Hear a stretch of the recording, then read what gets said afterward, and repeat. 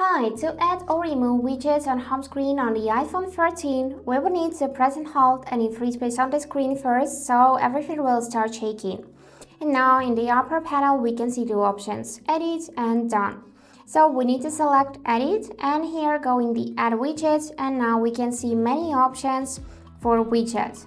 For example, we can select batteries and here we have the small, medium and large widget. So if you have some devices like AirPods or Apple Watch connected to your phone, here you would be able to see its battery status. So let's select the smallest widget and add it to the home page. And that is how it will look. Also, you can drag the corners and resize it like that. And to remove it, you would need to tap on this minus icon and confirm that you are removing the widget. Let's do it one more time. Let's select another widget, for example, music. And here we have more options how it will look on the screen. So for now, let's select this big one and tap to edit.